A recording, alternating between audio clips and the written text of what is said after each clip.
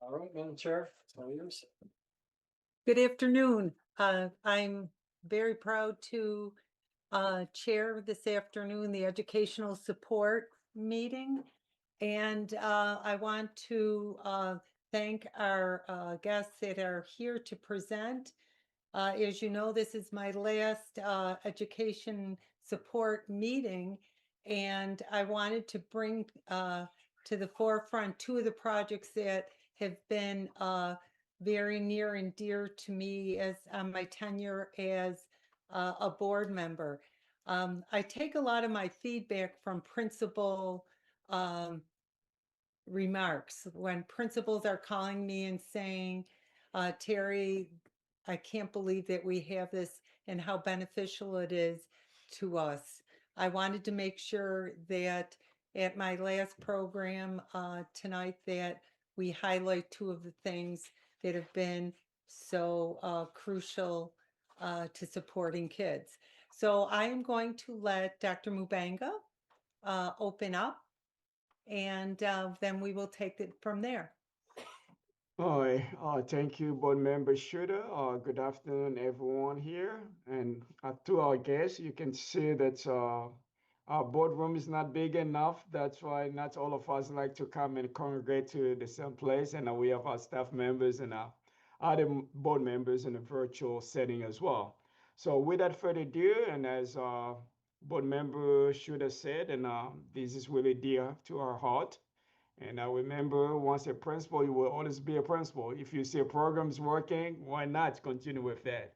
So without further ado, I think we have a student leadership network that is led by Yolanda Marshall, the CEO. And I think we're gonna open the floor. Okay, great. Hello, everyone. Thank you so much for inviting us here today. Superintendent Mubanga, it's been a pleasure meeting you and hearing a bit about your vision. And certainly thank you as well to the members of the Buffalo Public School Board. I am Yolanda Marshall, CEO of Student Leadership Network, and I am joined by colleagues John Rory, who is our Executive Vice President and Chief Innovation Officer, Joelle Stubbe, who is an Associate Director on our team leading the work here on the ground in Buffalo, Deidre Cole Woodwall, who's one of our senior managers of capacity building.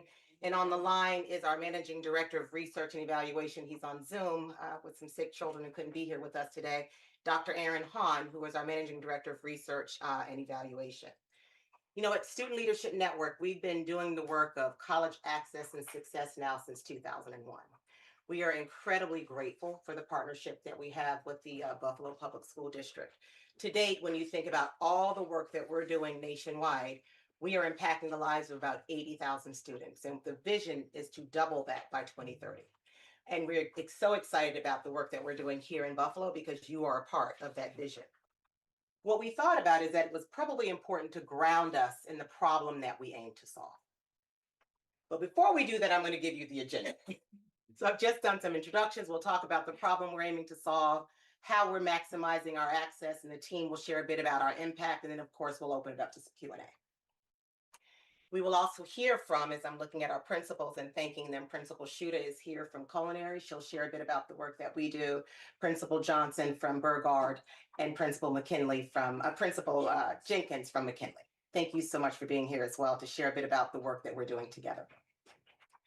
So the problem that we aim to solve is a really important one.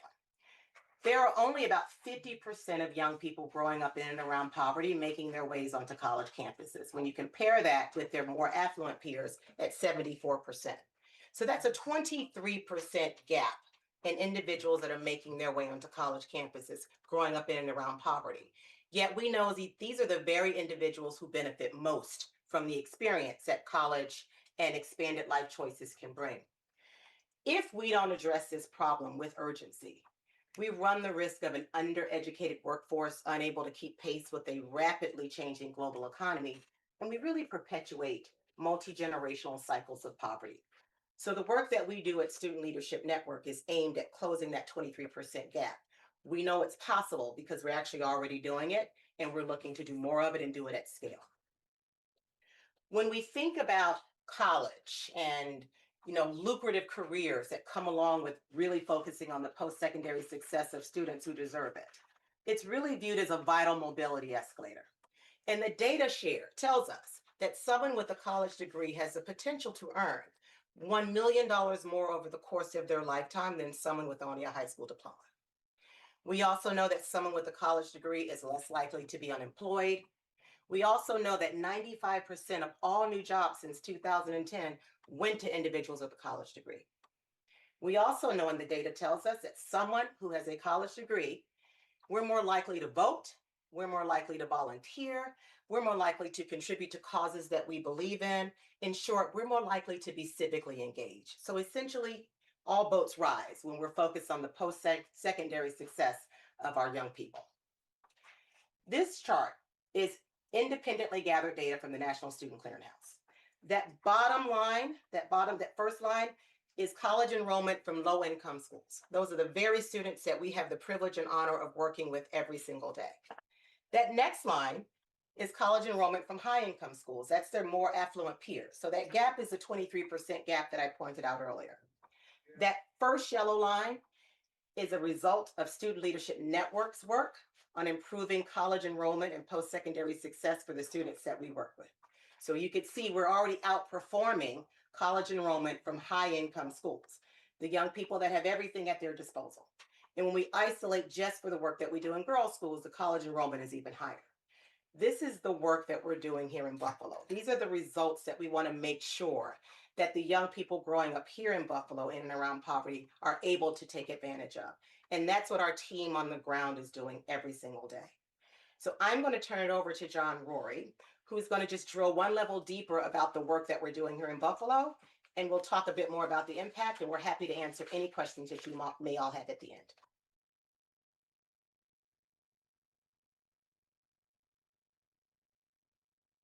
So I wanted to make sure that I created an opportunity for everybody to view the work that you're going to hear more in detail about through the lens of a student journey. So at Student Leadership Network, and much of the work that we've been able to accomplish over the last 30 years in New York City and have now sort of packaged and brought over to work in partnership with the Buffalo school system is really about what do the students need at different phases in their educational career journey. And so we think about this as sort of planting a seed, right? Setting that sense of inspiration and what's possible in the earlier grades, grades 6 through 10. And in our programmatic efforts, that comes by way of workshops and opportunities for experiential learning like college trips and the like. The heart and soul, I think, of the work is really the critical work that it takes to get students preparing for the college application or other post-secondary options application process, as well as the rigorous financial aid application process, and ensuring that students are casting a wide enough net to have multiple options by the time they complete their high school journey. That is where most of the work in Buffalo has taken place. The sections in blue really speak to the evolution of our work and what we've been able to do in New York City and what we plan to do here in Buffalo as we continue to build traction and maximize our impact here in New York City. In Buffalo. Once students, enroll in college, we want to make sure that they're getting there on time within 6 months of their high school graduation. Data will tell us that when students start college on time, they're more likely to persist and ultimately graduate.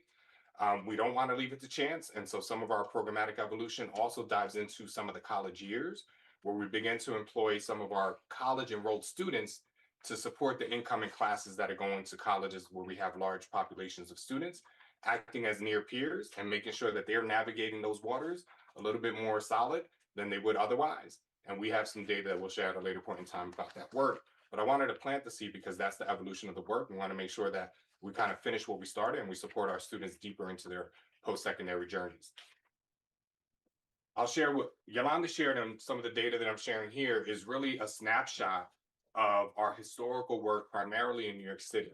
And the 77% that you see here is our most recent number relative to the bar graph that Yolanda shared earlier. That bar graph had a subset of years, but we could go back all the way to 2001. And as recent as last year, our students are enrolling at an extremely high rate nationwide and nearly double the rate of their low-income peers nationally. That also plays out when you look at college graduation. And the big piece here is that we've been able to support more than 26,000 students in that time frame. And now Buffalo students are becoming part of that narrative and will ultimately be part of that success long term. And because of the deep work that our staff does around financial aid, we've been able to help students secure over $1 billion in financial aid and scholarships to ensure that they not only get in, but have the financial resources to make sure that college is affordable and navigate those things as they continue to pursue their degree. So again, that's a little bit of context building, and I wanted to share with you sort of where Yolanda started. When we think about this from a national perspective, one of the biggest challenges contributing to that inequity that we saw in that first bar graph with that 23% gap in college enrollment, one of the biggest contributing factors is that our student to counselor ratio across this country hovers upwards of about 300 to 400 students for every one school counselor. If I put a school counselor's traditional job description on this slide, it probably wouldn't even fit here with the number of things that we're asking them to do. And so when we think about the importance of post-secondary success, I want to kind of frame it in this perspective. There's one element of that work that requires and our students deserve a deeper touch with regards to how they plan for and prepare for their post-secondary success. Buffalo, for example, has a strong, rich history in CTE, Career Technical and Education Program. When we think about that work, we have work-based learning coordinators that are experts that understand the relationships and support students through their application process and ultimately help build relationships and hold those sort of post-secondary organizations accountable for supporting their students through matriculation on forward into completing a credential, whatever the case is. There's no difference here. Our directors of college counseling, we affectionately call them DCCs. So if you start hearing acronyms, we say directors of college counseling or DCCs. They've essentially taken this responsibility and elevated it to try to augment what the experiences are for our students by really deepening the sort of customized one-on-one support that every single student deserves, regardless of their GPA, regardless of their income, or regardless of any other factors. So we're trying to give them the one-on-one support. We're also allocating a significant amount of time to developing relationships with a variety of colleges and other post-secondary career training programs to ensure that they understand what our students are bringing to the table, to make sure that we're creating opportunities and access points for our students, and that our students are getting exposure to those opportunities so that they're not going into this next chapter of their life sort of blind, right, or uninformed. We're trying to build their information to make informed decisions about what their choices will be. And when we're able to do that in collaboration with school leaders, school counselors, teachers, and the colleges in our network, you're going to see the powerful results that we just highlighted earlier. And so this is really a process that students deserve to get the sort of individualized attention. And so Joelle's going to come up here and share a little bit more of what that looks like here. And then we'll also hear from our principals. All right, thank you, John. Yes, just to go a little further deeper into the complementary roles of the school guidance counselor and the director of college counseling, we have that shared goal of student success, and we're both able to accomplish this by maximizing both of our strengths. So while the guidance counselor has a broad, comprehensive role where they're really focusing on the whole students, that behaviorally, academically, or maybe it could be around attendance. We have the directors of college counseling that have a narrow and deep track of college and career path workshops with our students, where we provide partnerships with external partners, with community colleges, our four-year colleges, private and public. We also bring in alumni, and we also partner with Say Yes heavily on the scholarship.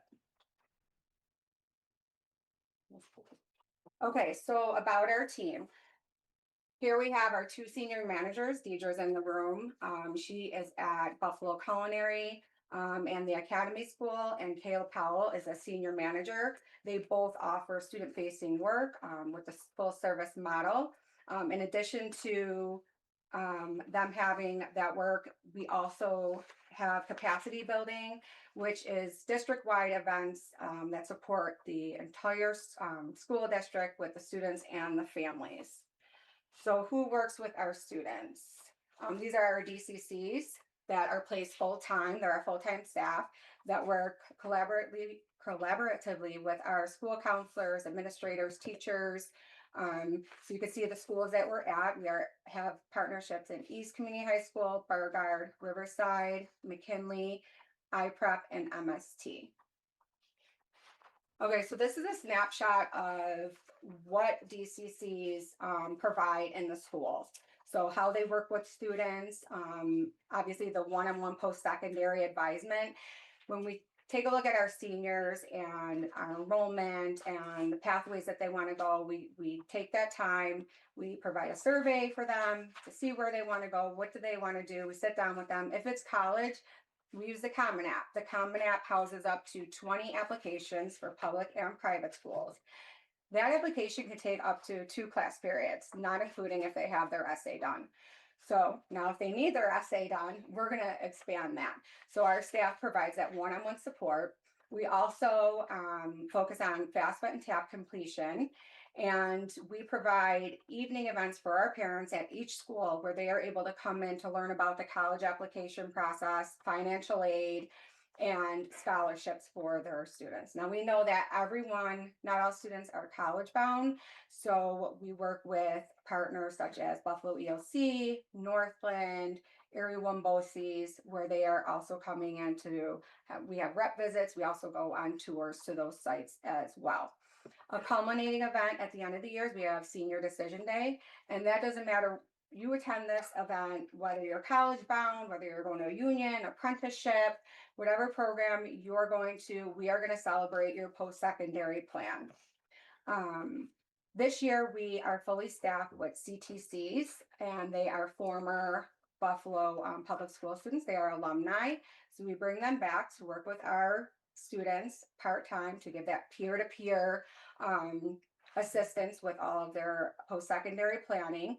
And with our CTCs, we make alumni connections. So we have alumni that will come back to speak at our decision days. We have alumni that will come back to have roundtable discussions with our students, to provide any mentoring.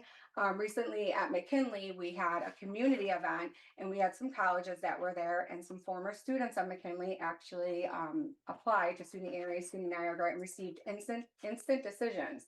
And because the school counselors were there at this event, they were able to provide the transcript right on site. And so now those students have different plan, and they're going to be college bound.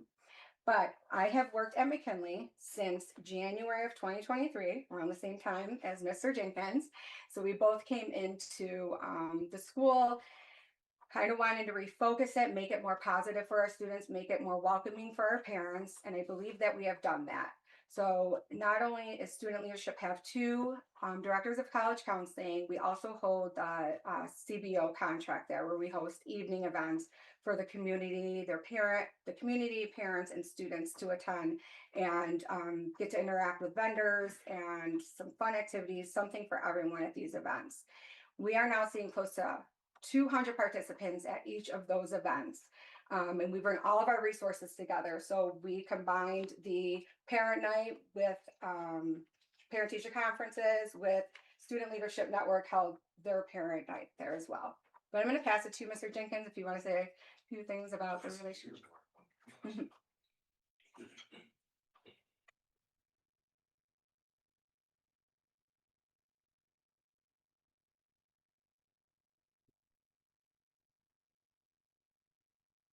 Good evening, everyone. My name is Principal Jenkins, Terrence Jenkins. I'm principal at McKinley High School. As Joel said, as I stated earlier, I think the data speaks for itself, but I think it's important to speak to what the data cannot give you, and that's the relationships that Joelle and her team have built at McKinley. When we first got there, as I stated earlier, it was pretty foggy, not knowing. We knew where we wanted to go, but we had to clean some things up. Student Leadership Network came in and did an awesome job, told me their vision, and I ran with it. And it's been the most, it's a priceless experience right now, between helping out our guidance counselor as well, but seeing students actually, I got to get to Student Leadership Network. I got to fill out my application. it's something that I've been in this business for a long time, and that college application process can be, for all of us that know, it can be a beast. Um, they make it. I mean, what they do to build that relationship to get those students there, it's something that you have to see. And I invite anyone um, here to come to McKinley or any of our schools and see Student Leadership Network at work. Again, I appreciate you guys. I love what you do, and I pray and hope that you'll be here for a while, at least for another couple of years for me. Thank you. Thank you. We are lucky enough to be in some of the community schools such as Burgard and East, where we have Ashley Worthy that works with Mr. Johnson. I don't know if you want to come up and say a few things.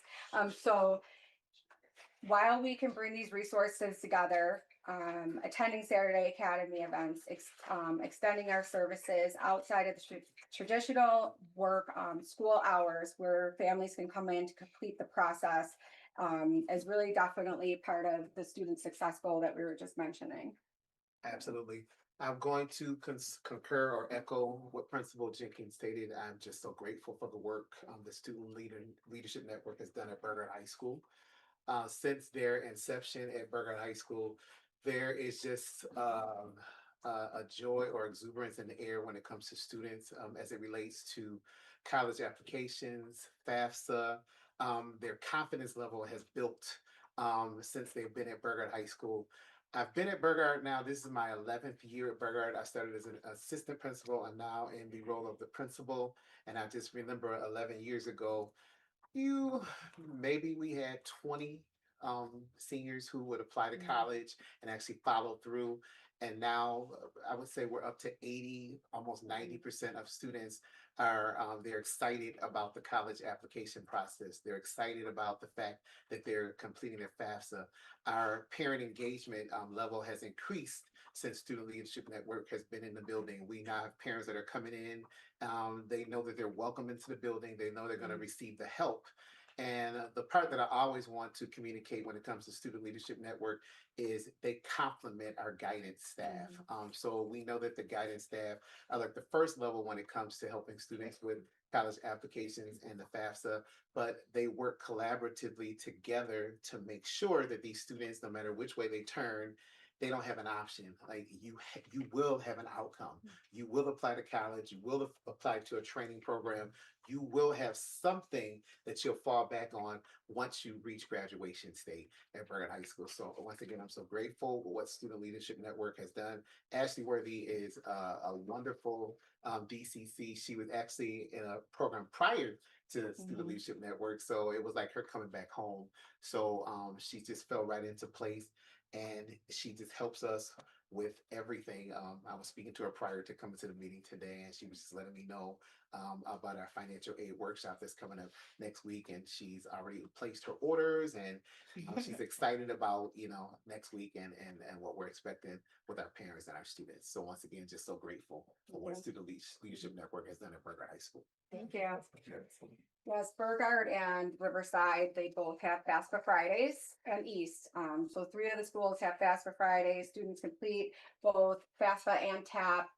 They'll, enter a gift card raffle or some college swag. So we always want to have our initiatives like unique and positioned where they meet the needs of the students. At iPrep, they had an apply and fly week. So just trying to make sure that we're getting all the students access to the opportunities they deserve. And we also, not only are they going to leave with a plan A, they're going to have a plan B and C as well. So that's kind of our motto. So moving on, we have a capacity building district-wide support. This is for our non-partnership schools. This is where we provide either FAFSA workshops. We do a district-wide college tour. We're going to host a college catch-up day at one of our partnering universities. And then we'll have like Say Yes application support. So Deidre is our capacity building senior manager. So we've been in schools like Lafayette, Research Lab, Da Vinci. We have FAFSA Fridays there. So this is for other schools that do not have secure contracts with us to still have access. Okay. So whether they're in the evening or on Saturdays, our team is definitely there to support. So our impact. So this is giving you a list of some of the components that we completed this past year collectively across our 7 schools. So when we think about rep visits, these are from our Western New York local and private colleges. The parent engagement events, we had 22 again across the 7 schools. That's evening and Saturday programming. I know I'm on a time crunch, but like we said, not only with the college programming, the workforce pathway programs. 92% of our students have met one-on-one with DCCs. And then we have over 300 of our students have connected with alumni. Again, whether that's at a decision day or a school event where we're having them come back. Sorry not to rush through this, but John, I know we have the time. Change their. So before I transition to these slides, Ms. Shuda, I'd love for you to come up for a second, especially speak to some of the work that we've been able to partner with you on through Deidre. The gallery setting. Maybe just 2 minutes. Don't mind.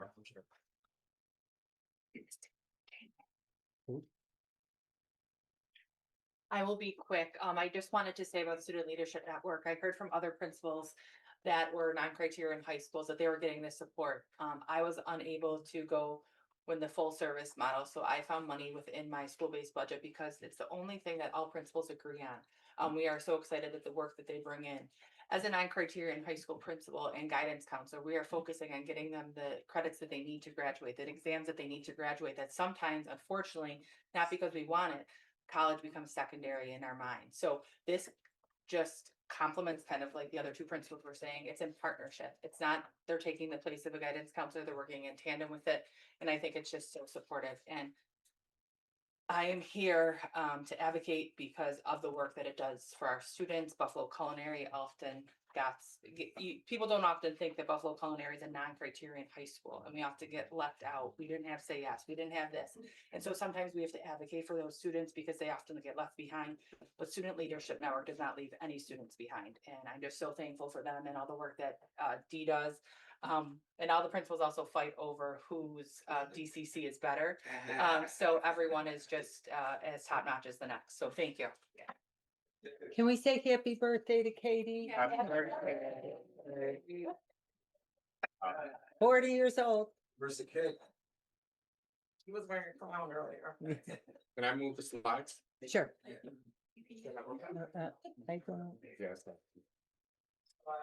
We can get to the bar graph. Oh, yeah. So I'm sensitive to time, so I will wrap these next few slides up really quickly.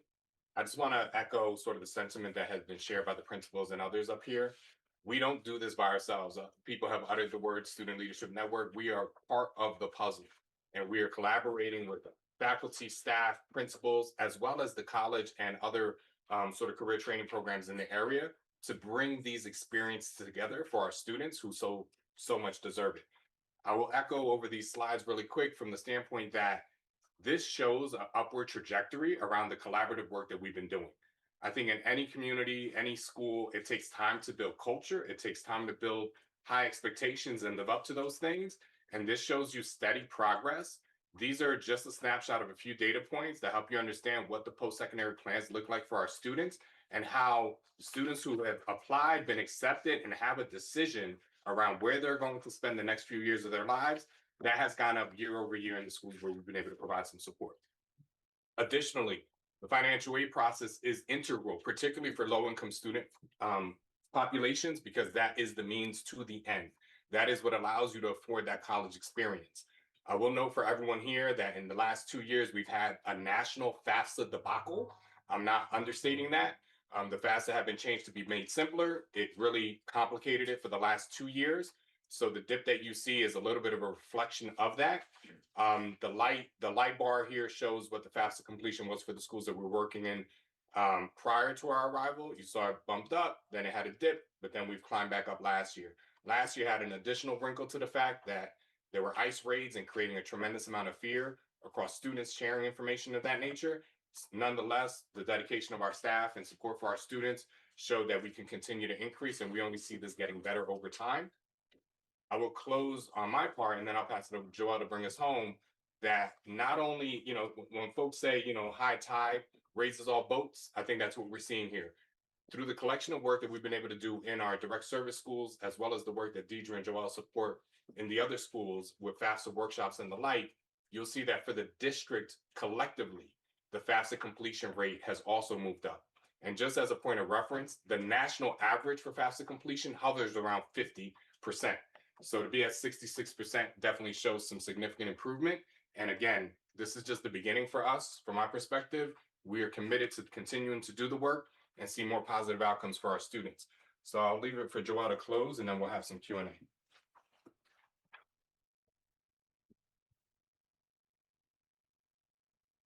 Okay, so this year we launched a survey because we believe in listening to our partners. So we launched it across the BPS ecosystem. So this includes principals, teachers, community members, alumni, students, and we gathered some feedback from them. And we have 91% reported that their experience with us and our programs and our services had a 91% positive impact. So we are a student-centered, focused organization where we work with many of our partners. We wouldn't be able to do this work without our college partners, especially. So this survey remains open, so we're looking to gather more, but we've had 29 responses so far, so that's what you're seeing up on the screen here. So at this time, we will take any questions. Okay, will I be going to the, Presentation down. so what else? I'll start with the two board members that are here. Mr. Scott, do you have something you would like? I do not have any questions. Thank you for the presentation and for the principals for being here and advocating. Yeah, thank you. Yeah, Same. okay. Board member Beltman-Cotman?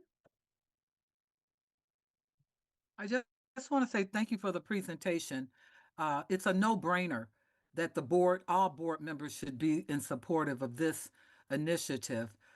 Kudos to Marianne Dixon for keeping this alive and the other staff members who are working with it. And years ago, I had a conversation with David Russ about things that were needed in a big way in order to move our children to the next level once they graduate or in the process of getting them to get to college. And this is certainly the issue. This is what the issue is about. Our children need to be guided and led into that direction, and you guys do that, and I want to thank you. My hope is that next year it is a unanimous decision made by all board members on behalf of moving children to the next level. Thank you so much. I appreciate everything you do. Kudos to the principals for making sure that it's happening in their district. Keep on keeping on. Thank you so much. Thank you. Thank you. Thank you. Board member Marcosi? I'm sorry, I'm driving right now, but I don't have any questions. Thank you. Thank you for your presentation. Board member Everhart?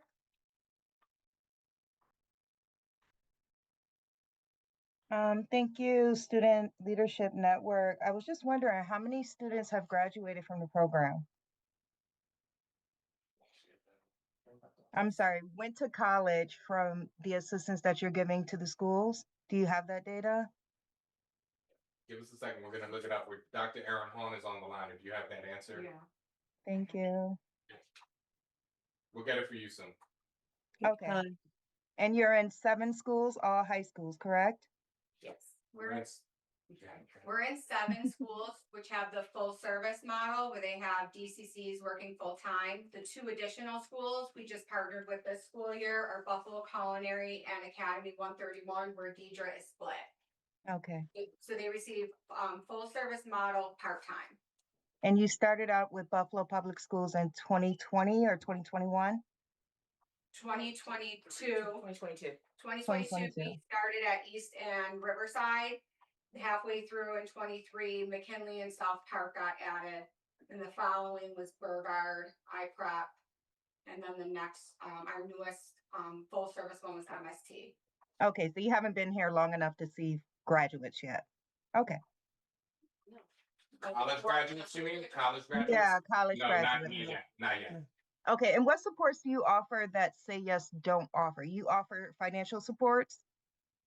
Well, Say Yes has the scholarship where we work with students on that. We work collaboratively with Say Yes, and they have the apprenticeship program with SUNY Erie, Villa, and Hilbert. So we offer that one-to-one college application support with the students and the family all the way through to Beautiful. college. Okay. And I think we have the answer to your question. I see Aaron raising his hand. Go ahead, Aaron. So we have in our we call it accepted and planning to enroll students. So currently from 2023 to 2025, we have 867 students who are planning to attend a college, a 2-year or 4-year college. Okay. And we're waiting for additional data to come in the next couple of weeks as well. Okay, and so you have seen associate's degrees then, or no? That would be 2020, that would be this year, right? Or no, that would have been last year? I can get back to you. We haven't looked at the completion rate for that yet, but Okay. I have the data that we can pull up. We'll have better data on that in a couple of weeks, I think. Okay, well, our guidance counselors are completely overwhelmed with that 300 to 400 to 1 ratio. So I really appreciate your presentation and I appreciate your work. Thank you very much. Thank you. Board Member Woods?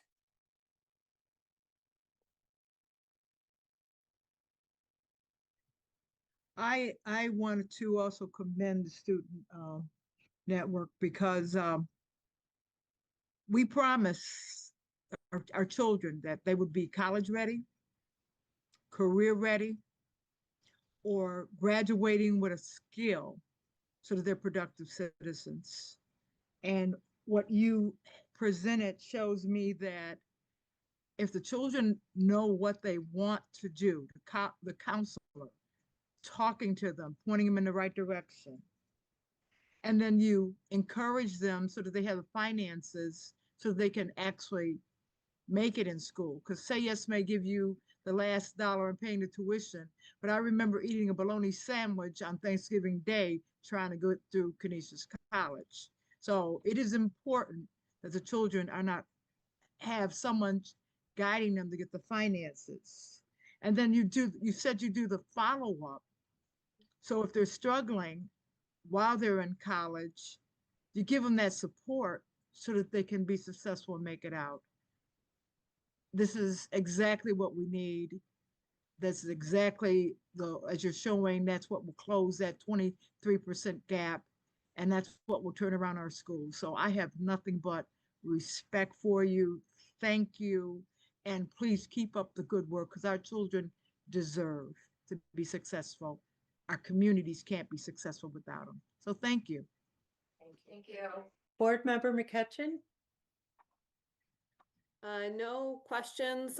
Thank you for your presentation, and it would be great to hopefully have you back next year with, continued data and numbers so we can kind of see where that's going. I think we could all agree that the data tells stories, and having some accurate numbers and, really understanding the progression of where this is going, not just the rosy picture that, we want to paint, I think is important. And I think you saw that in some of Board Member Everhart's questioning too, it would be helpful to have additional data so we can really see those outcomes and where we're headed. Okay, great. President Evans Brown, do you want to finish us up?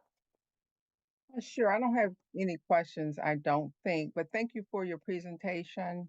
I've always been a staunch supporter of the Student Leadership Network, particularly based on, the ratio of college student to counselor ratios that have always been around for 40 years. So it's something that we didn't make up. What I do know that it's important to have counselors on the ground who engage these children to provide them opportunities to know that they can go to college. Now, we're not going to hold you responsible for them to complete a 4-year degree. I have 5 sons, 3 out of 5 completed degrees. They went to college though. So my point is that when we provide the information to these young people and believe that they can complete an application, complete a FAFSA with the assistance of a DCC, that is half of the battle. So thank you. Continue the good work that you're doing. Thank you. I will share that we're happy to provide any supplemental informations. We do hold quarterly meetings with Mary Ann Dixon and other leaders in the district where we provide more robust data. For the purposes of this presentation being 30 minutes and trying to, provide some testimonials, we didn't prepare that as much, but we do have supplemental materials that we can send in short order.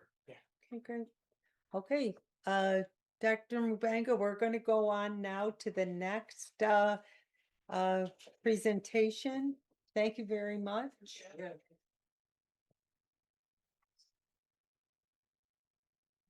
With a little switch over.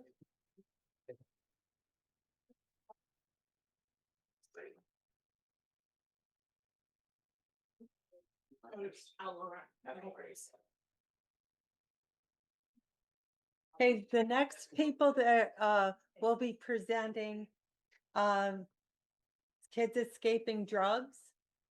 And to the board members, we remember we had a resolution, I think it will be 3 years ago, bringing them into our building. I know that board member Beltman Cotman and I met with them and they offered their services, and we have developed this relationship. And before I left, I wanted us to have a picture of where that relationship went. Sometimes we don't get to see what has happened and have a real taste of what is happening in the schools. So I'm going to turn it over to our the executive director, Jody Altman.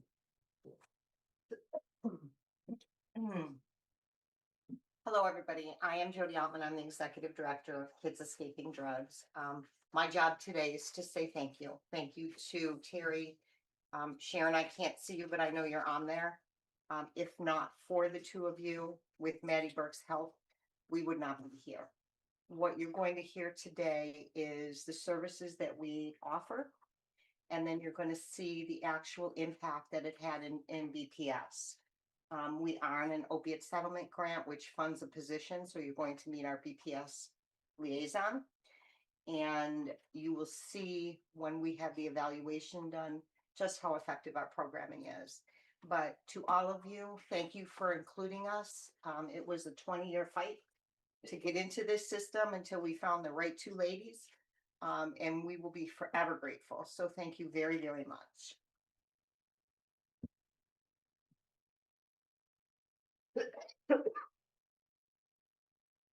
Hello, everybody. My name is Carly Beal. I'm a face-to-face program specialist at Kids Escaping Drugs.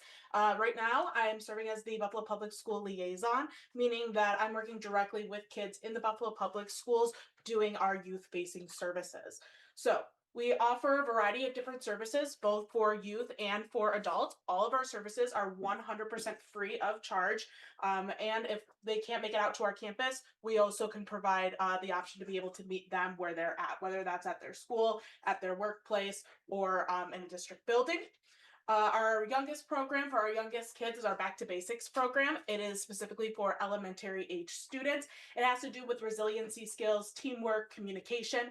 All of this is building them skills to be able to be successful students that allow them to make healthy and safe choices for their lives. There is no drug language included in this particular program, but it does allow kids to learn those foundational skills that help them make better choices in the future.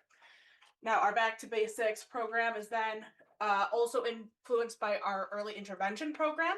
Early interventions are a space that we allow students to come, students that have been affected by substance related issues, and we allow them the space to be able to come in, talk to one of our face-to-face specialists, and be able to discuss different options that we can refer them to in order to get help. We are not a prevention facility, we are an intervention facility, so we allow or help facilitate where students can help find those resources. One of our newest programs, a program that I was actually able to create myself while joining KED, is called Healthy Choices for Your Body. It's our bridge program between our Back to Basics and our more high school aged programs that we offer for kids.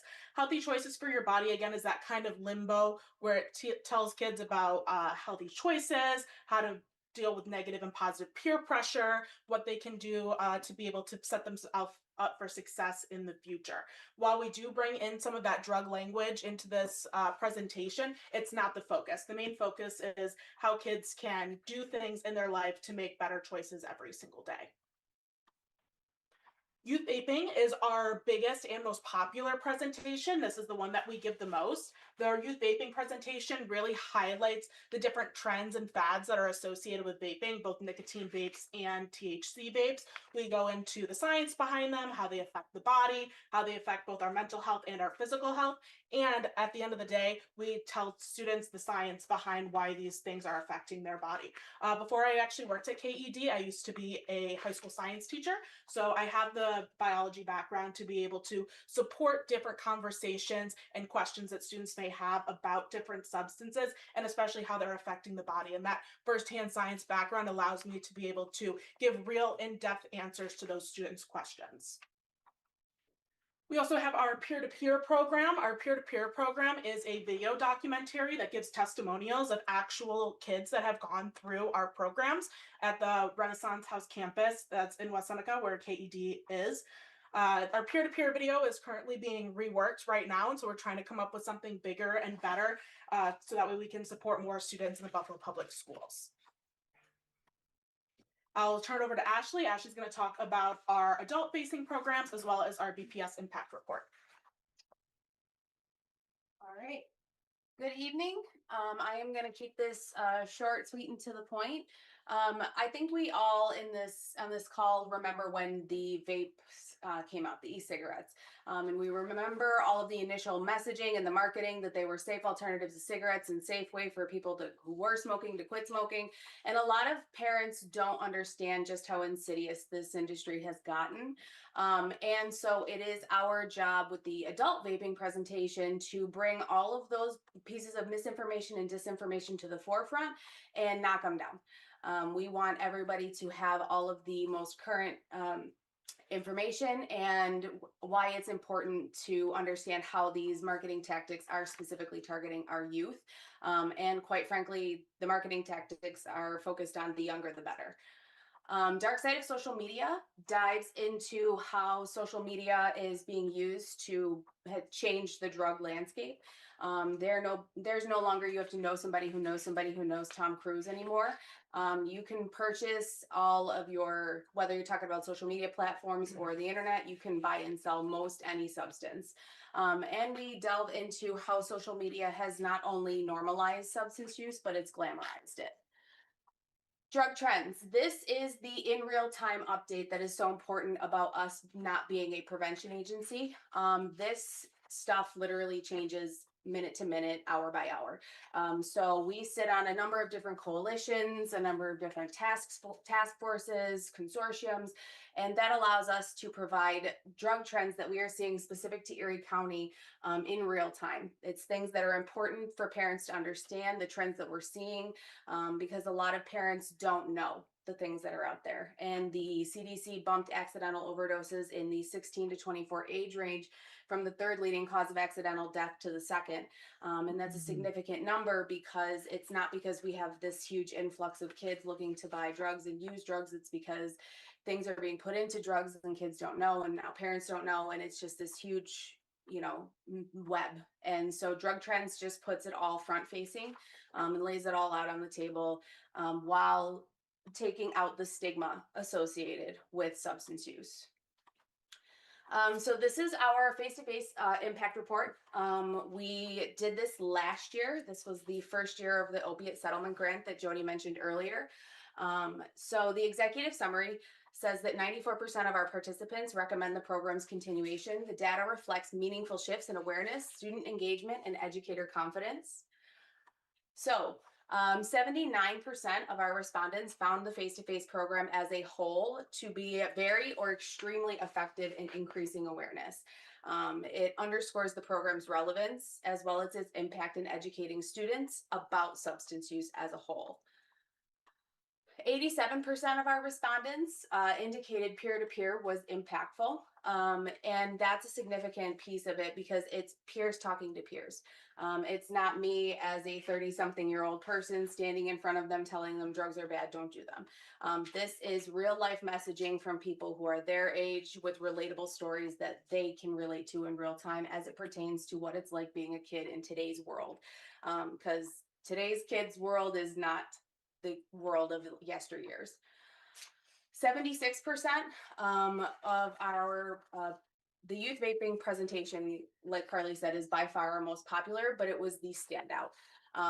Very high or high impact. This aligns with the qualitative feedback, noting that students surprise or concern over the vaping risk and marketing tactics. And that's an important piece because the fact that the student concern and surprise means that they were just making decisions based off of incorrect information.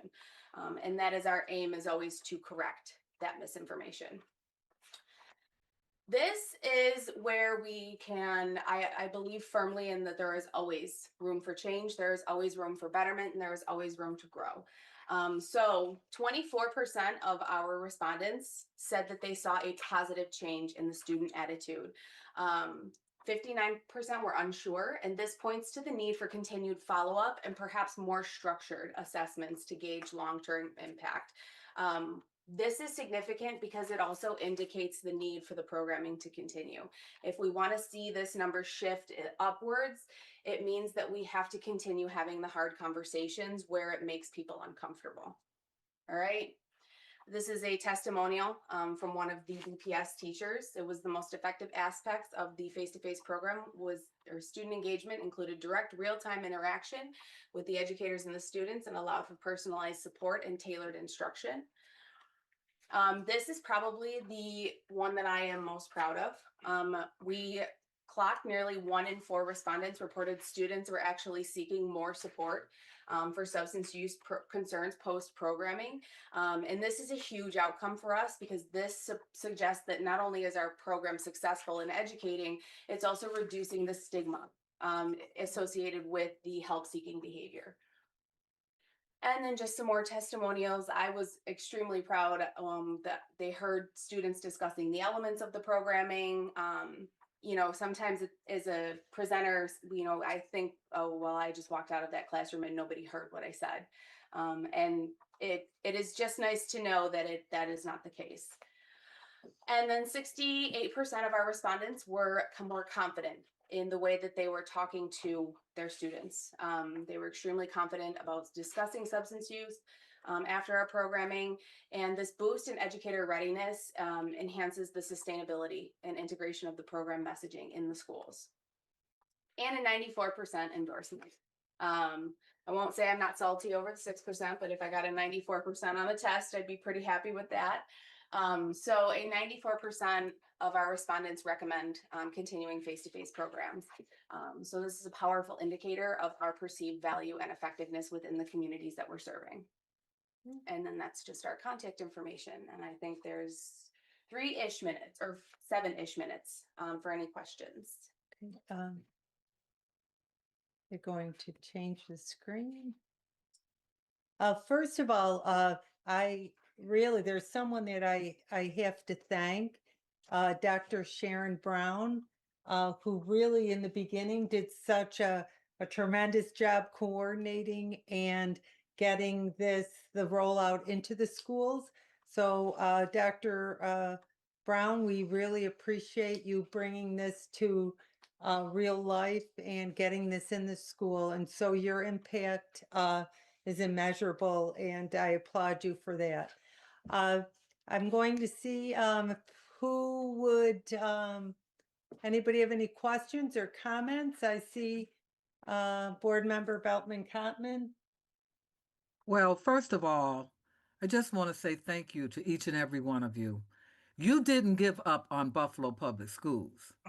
Okay, we may have given up on you, but you did not give up on us. Terry, Board Member Shuta, when we went out there and we saw what was going on and we were able to move it to the next level, it was because you, Board Member Shuta, knew the significance of having this program in place, and I'm excited about it. I have a couple of questions. Are you involved with any committee or anything that's going on inside the district? I'm thinking of the committee that steers the survey, the youth risk behavior survey that we do every couple of years. Are you functioning in your own silo, or have we been able to like maybe have you have at least some conversations, because what you bring to the table is very unique, and from my perspective I can see that it could grow into helping us with our suspensions. It can grow with helping us with our attendance. And so I see that now that we have you, we don't want to let you go. And we want to try to maximize you and utilize all your talents as much as we can. Dr. Mubanga, this resource was available to our district for over 20 years and could not get their foot in the door. This is an example of someone bringing resources, free resources, and not able to get their foot inside the door. And now that we have them, their wealth of knowledge probably far exceeds anything that we currently have in our district, because they've been doing this for so long. And I really would like to see some sort of conversations about collaborating more with them in a more extensive and expansive way, because our children, from what the data is saying, need this. And we're suspending children's related relationship, because they have relationships with drugs, when we need to be focusing in on making sure that they get educated in the process. So I see this program growing even bigger in our school district. And I want to thank you guys for not giving up on Buffalo Public Schools. And I want to thank again Board Member Shooter for bringing it to the table, and Dr. Brown and staff for receiving it. But I do feel that we're missing out on not having them at the table when we're talking about some of the problems that we have, because they have additional resources that may be able to help us. Thank you for all you've done and what you're going to do in the future. Thank you. Is there anyone else that has a question or a comment? I don't see any. Do you? No, I just want to say thank you to both member Shuta and Cotman, and also to all the board members, because it takes 5 votes to pass anything on this board. And when this idea was presented, all of the board members were in supportive. So I think the board members who were there supported it, voted for it. And I know we're going to have new board members coming on, and I am hoping that they also will be as brilliant and supportive as this board has been and continue this program, because you've done good work. So thank you, fellow board members. And thank you to the program. Board Member Marcosi, did you have something you'd like to say? Yes, I do. And I am excited that we will be growing this program. I was definitely, when you had came the first time, was really excited to implement a lot of these programs. I do agree that it was, it was kind of frustrating to hear that this has been available to us and we did not take part the way we should have. As an outgoing board member, but with a teenage son and grandkids coming up in the schools, my son has been, telling me that this is something that our students in the 10th grade at least are truly dealing with, and those supports are so necessary. So however this grows, however this moves on, I'm just happy to know that it exists, and will support you as a parent advocate, you know, and keep supporting you in whatever capacity I can. Thank you. Okay. And to answer Mrs. Belton Cotman's question, we were welcomed into the suspension diversion committee. Dr. Brown was instrumental in kind of setting all of that up. Heath Frisch, Ornice Hill. I know I'm forgetting names, but that has been, and I hope that that piece continues to grow because Great. it's such a huge important part of the previous presentation. Kids can't graduate high school if they're consistently getting suspended and they're not in school. So that piece has been a really exciting piece for us. Okay. And I don't see any other hands, and I think what we'll do now is we'll turn it over to Dr. Mubanga to close out because we're not too far off schedule. All right, thank you, Board Member Shuda, for bringing these two wonderful partners around the table. And I can really feel the sentiment from board members here that this is a really great program that we need to continue with. And I had the privilege of meeting with these two organizations prior to this meeting, and it was really good conversation we had with. So very familiarized with both programs, and really excited that we have them here at BPS. So without further ado, I think we've done really well with the timing, and I'm going to pass this to our Vice President, Larry Scott, for the next session.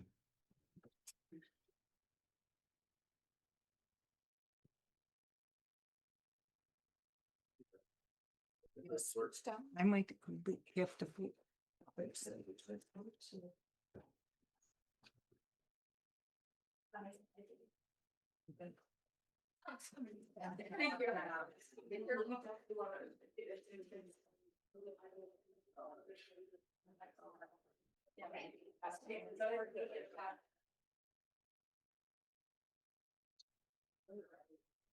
We ready? All right. Good.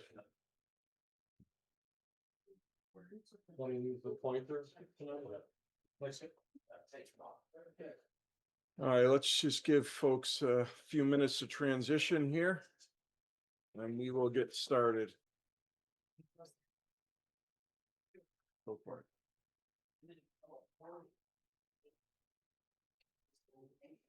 Thank you.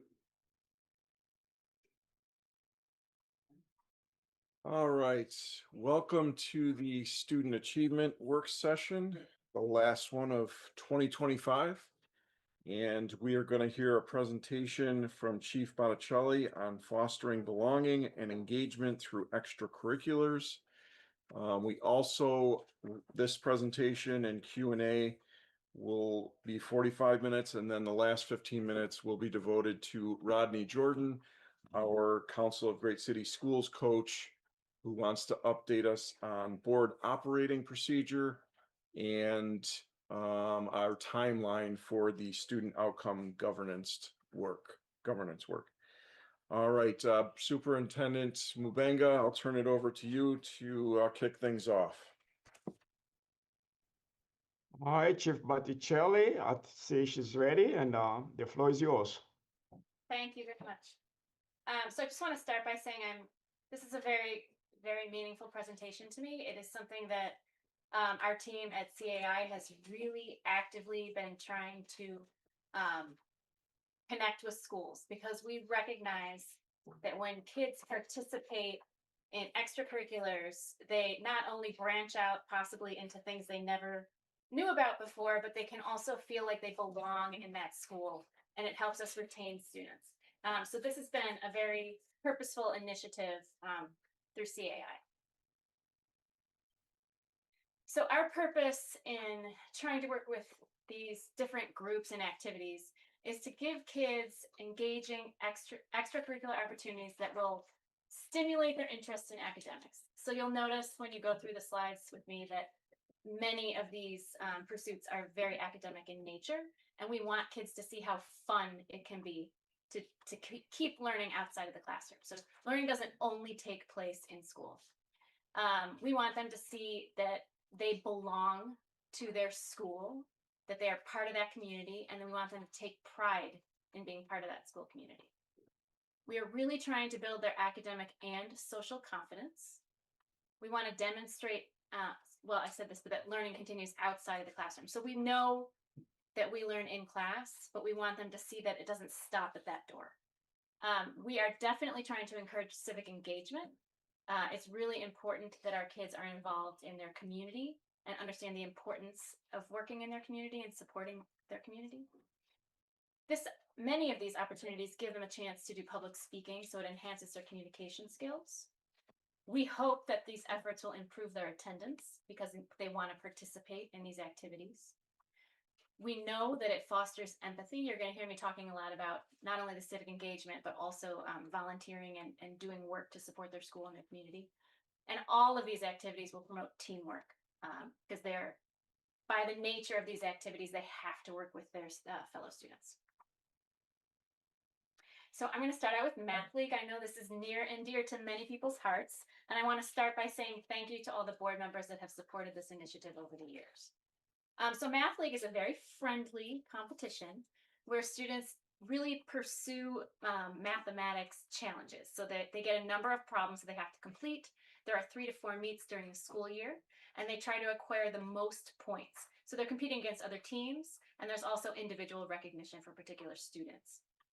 When they're not participating in the meets, their coaches actually continue to engage them in academics. So they're working consistently on different types of math problems and challenging games and activities. Right now, we have 34 schools participating in Math League. So we do it from grade bands 1 to 2, 3 to 4, 5 and 6, and 7 and 8. So the high schools aren't part of this competition. So you can see 34 is a very high number when you consider that it's only our elementary schools. And Director Wagstaff has assured me that she is going to get every elementary school participating. This is her goal. So all of our mathletes are celebrated at our end of year banquet. We are actually up to such a high number of participants that we're trying to find a bigger space, which is a really nice problem to have because the last few venues we've had cannot accommodate all the students that are part of the teams.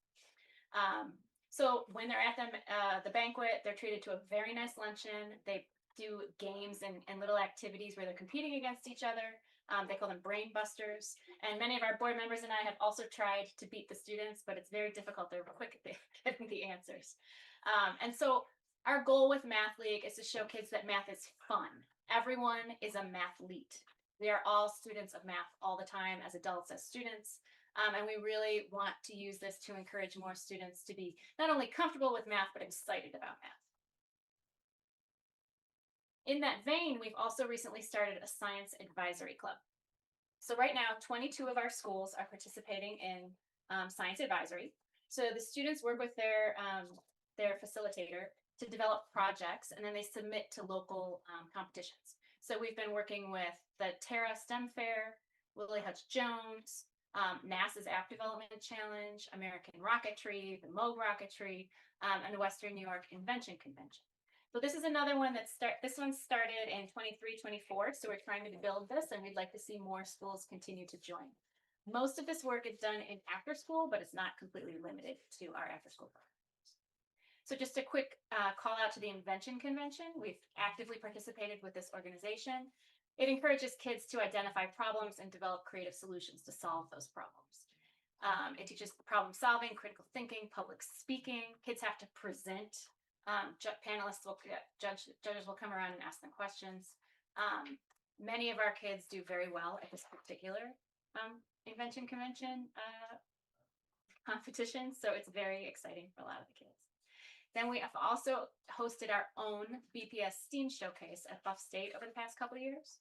So over 100 kids come to Buff State each year to showcase the work they have done at these various fairs.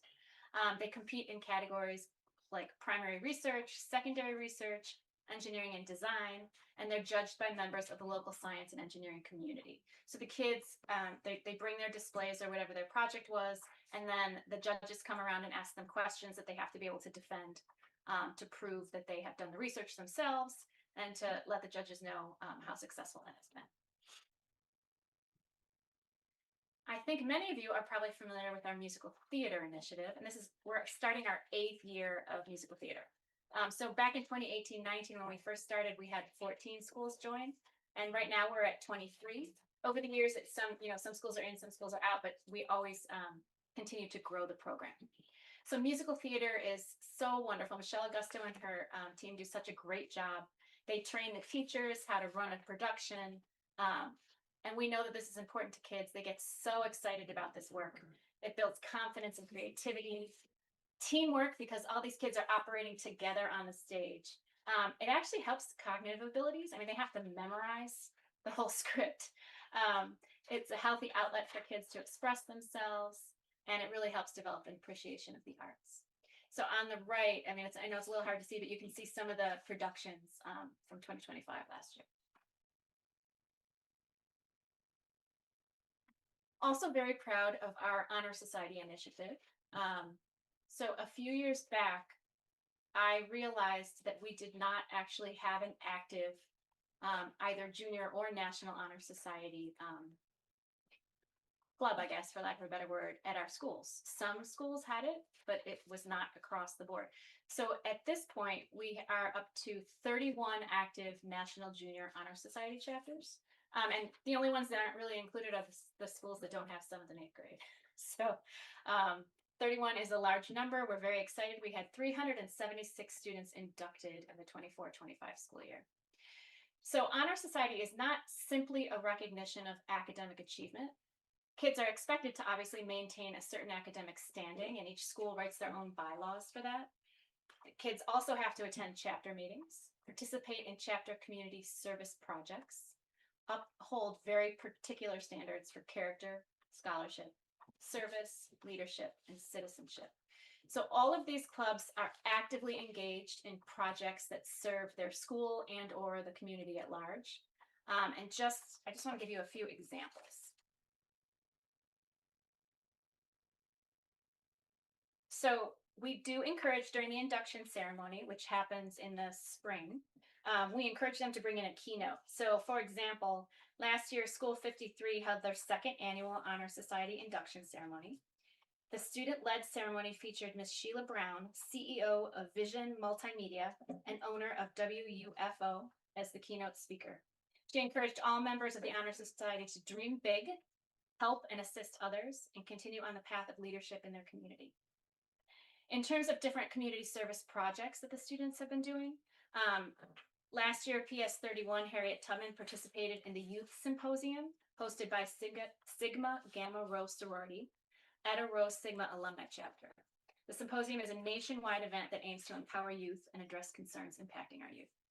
School 43 held their annual meeting and determined the schedule this year that they're going to do for leading morning announcements and 3rd grade tutoring. So all of the members of the team will tutor 3rd graders. They also talked about their roles in the back to school night and the school garden cleanup. School 59 is the students are part of the dismissal crew. They tutor and volunteer at Saturday academies. School 69 came to City Hall to meet with the Common Council President Pro Tempore Lovejoy District Council Member Brian Bowman. They had the opportunity to see a committee meeting in action, tour City Hall and the council chambers. PS 81 went on a field trip to Art Park. They learned about native Haudenosaunee tribal language, culture, and dance, and about various birds of prey that they were studying as a science project. They also took their annual Hurdle Business Day walking field trip and met with local business leaders to learn about entrepreneurship. School 93 opened a community garden in the back of their school. School 192 ran a book donation and donated to Rust Belt Books. As you can see, there is a lot of activity, and so we're really trying to encourage not only maintaining academic standing, but really focusing on that service piece. This year, the National Association of Secondary School Principals recognized Ms. Christine Nixon Douglas, who is the chapter leader at School 95. So she received she's the recipient of an award for demonstrating outstanding achievement in creating impactful programming and initiatives. So here's just a sampling of some of the things that the Junior Honor Society chapter did at PS 95. They had a masked reader, so people dressed up as characters and read to students. Annual homecoming dance, and at the dance, they used voting machines from Erie County Board of Elections to select the homecoming king and queen. they created care packages for Roswell. They had a Halloween event for their pre-K 2 students, and they actually this year came trick-or-treating at City Hall. And the students were led by the Honor Society students. They do community services to raise autism awareness. They host a multicultural month and various activities at the school, and they ran a school-wide talent show. So you can see they have a very active chapter, which is why Ms. Nixon Douglas was awarded. We also have Honor Society at our high school. So you can see we have 17 active chapters. 257 students were inducted last year. Very similar, there is definite a need to maintain academic standing. You have to attend the chapter meetings.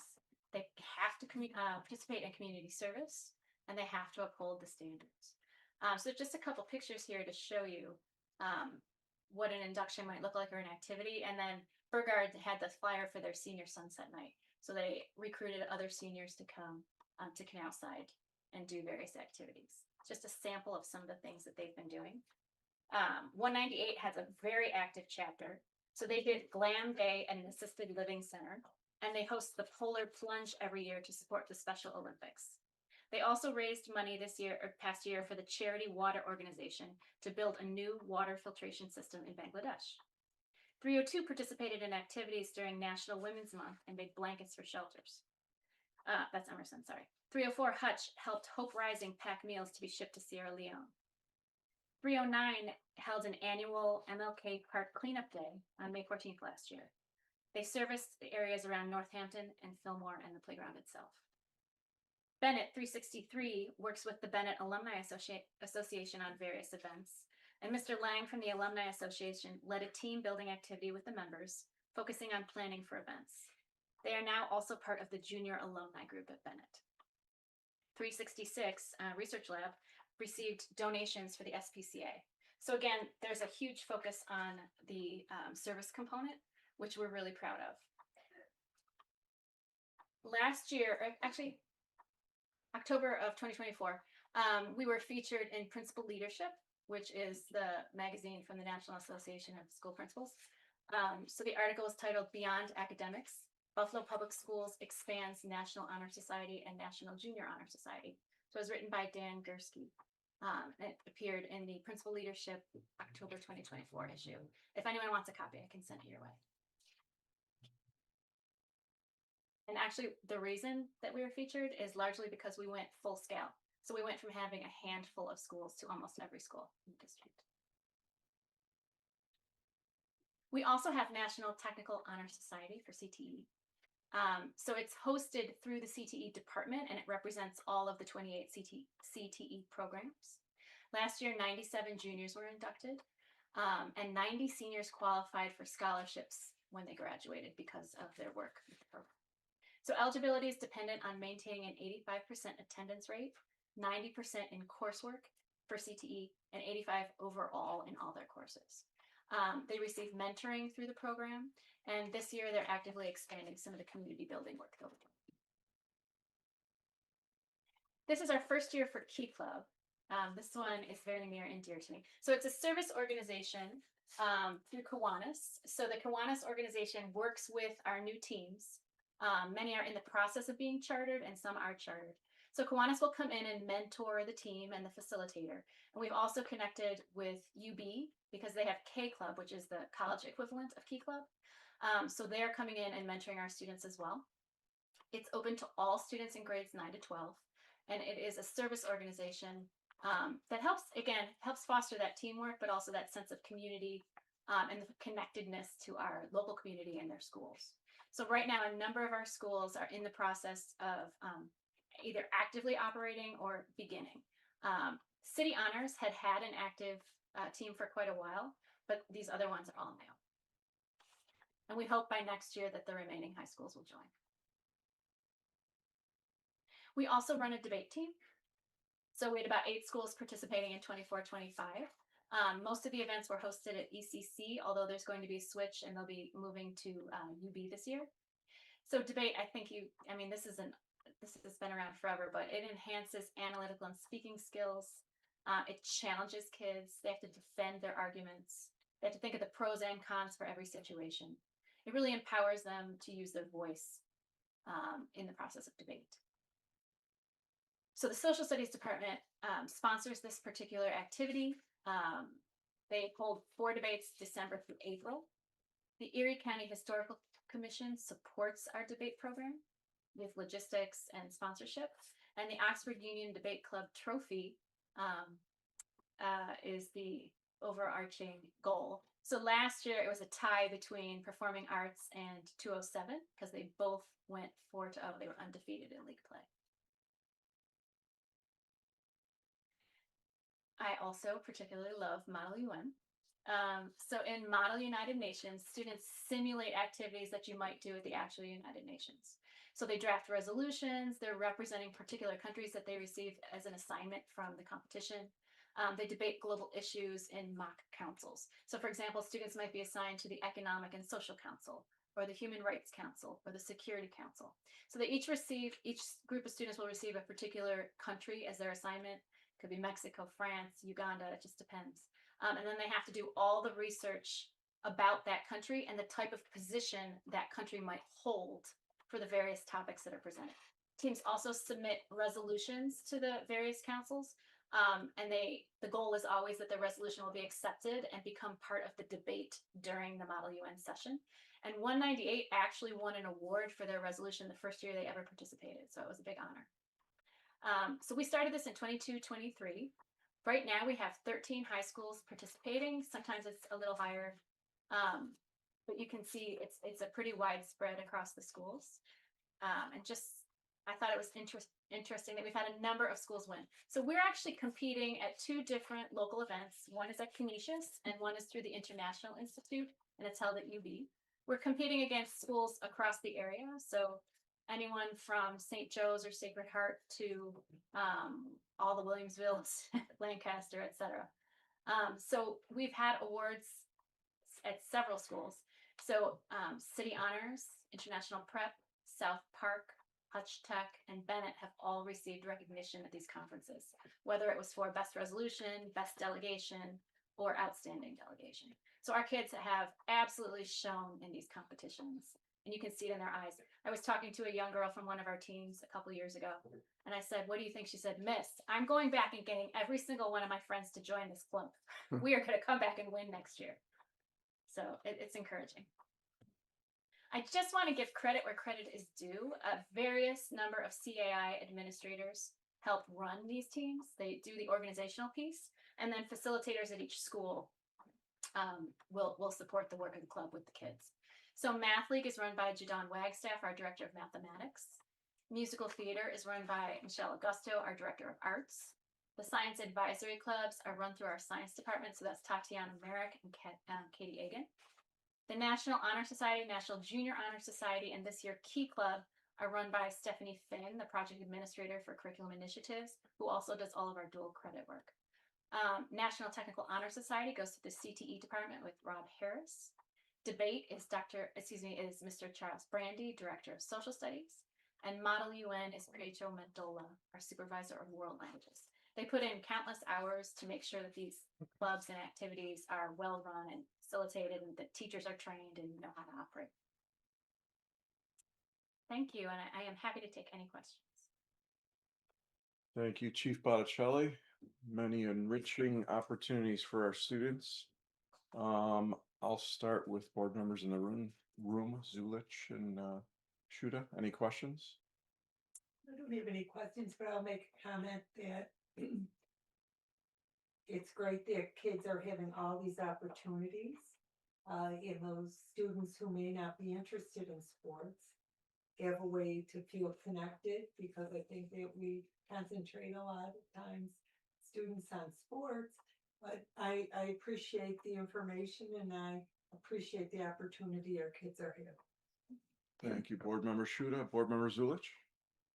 Oh, same. Thanks. Ditto. I can't see board members on the screen.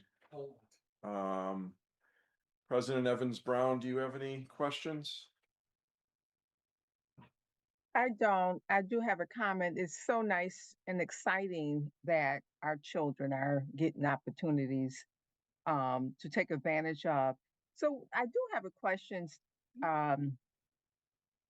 some of the activities that you listed in National Honor Society debate, etc. Can kids use those as credits for graduation in terms of you know how they have to have so many volunteer hours to So graduate? that's interesting. So volunteer hours, you could probably use Key Club and Honor Society because most of the work they do is Mhm. volunteering, but it wouldn't count as course credit.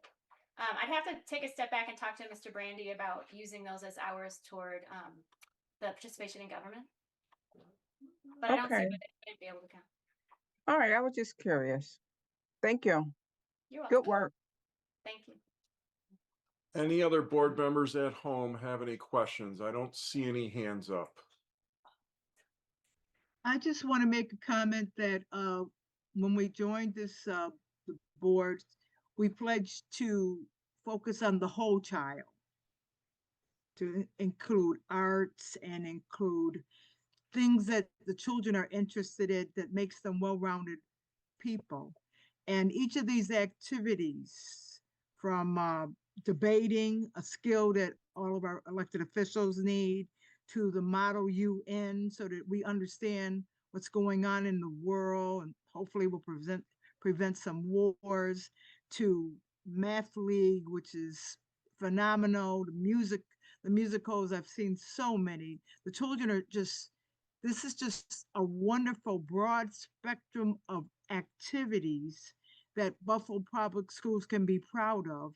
And that we have also moved even more in that direction with our modified sports program, that every child can get the opportunity to be on a sports team, whether they're disabled or whether they're not the greatest in sports. They could be in a modified sports or do cornpole, but they learn that teamwork and working with each other. So I am just amazed, honored, and just proud of Buffalo Public Schools for bringing all these opportunities to our children.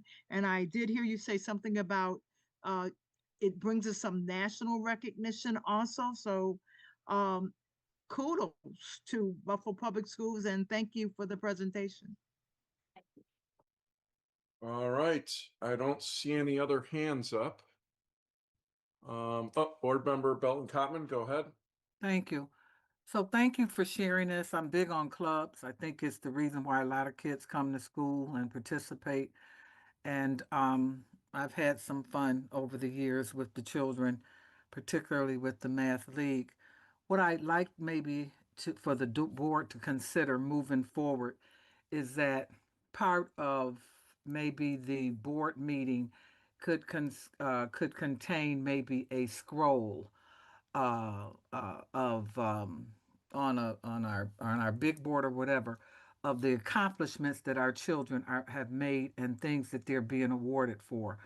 We do not really toot our horn as big as we should, as much as we should. And I've seen with the Council of Great City Schools, school boards that do different things like have the honor roll or merit roll or activities that students are doing. If our children are receiving awards, we should be the main ones making sure that that information gets out there. And we need to make sure we utilize our website for that, even if we just have a special section. But some of the things that you shared uh, uh, Bort, Ann Bellicelli is phenomenal, and that the fact that it was not advertised in a big way, we did not toot our horn. Shame on us for not letting everyone know that the Challenger is available to write articles. They will allow you to write articles. The criteria is out there. We need to toot our horns and tell people the great things that our students are doing. And we're not doing that as well as we can. And I hope moving forward that we will figure out a way to let everyone that know that our children are receiving these awards and that we can be proud of it. Okay? Uh, and Jennifer's hand has went up. Thank you. All right, thank you, Board Member Belton Cotman. Board Member McCosey, you have the floor. Thank you. I love that this is being all kind of put together as opposed to and concentrated on in one area as opposed to some schools have this, some schools have that. I do agree with Board Member Cotman that we need to figure out a way to make sure these are showcased. And I suggest that, you know, maybe working a little closer with our student board representative in order for them to incorporate this in part of their report back any accomplishments that they know students are making or something that maybe connects the district to the student board member on a larger scale. Um, you know, I don't, in the years that I've been on the board, I feel the student board members are bringing what their students are doing that they're associated with in the inter high council but this is a way to really connect the district. And we're talking about the hours that they can receive and all of that. So it's just a suggestion. If it's happening already, I apologize, but I just feel like that's a connection that I wanted to put out there, something that clicked. All right, thank you, Board Member Makosi. I don't see any other hands.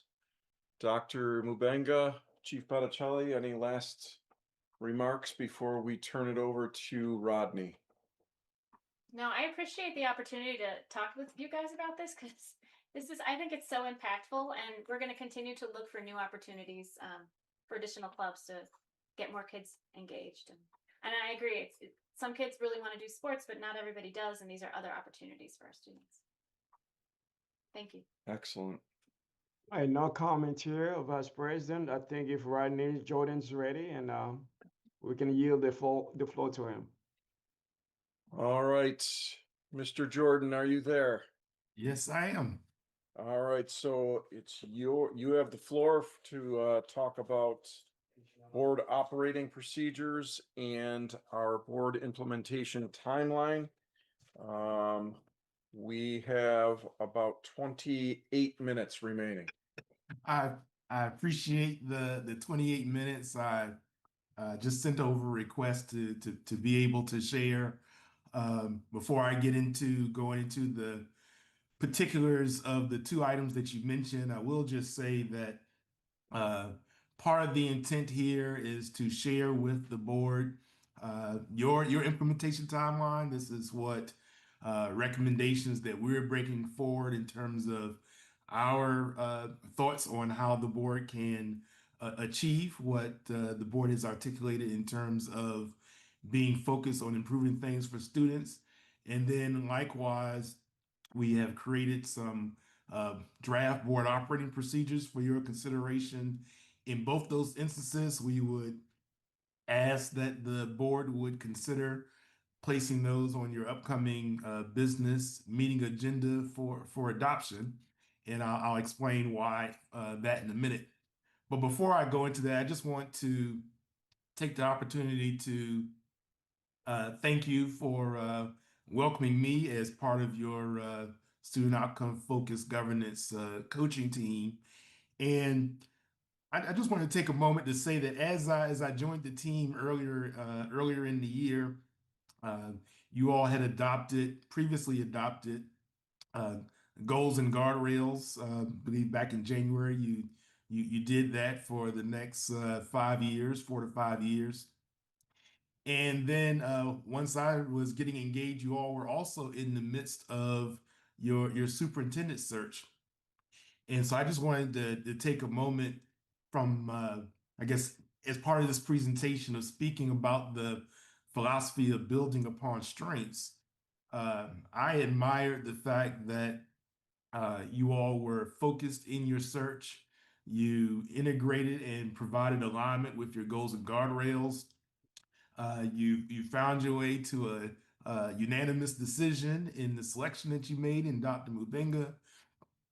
And as we've done interviews and have been able to watch meetings and so forth, that spirit of camaraderie, of being focused, of being unified, to me really provides a basis of strength that as you are looking now of transitioning or integrating new board members or additional board members as part of your team, what is embedded in the recommendations that I'm going to briefly go over in terms of the implementation timeline, and also with the draft board operating procedures, is that strength.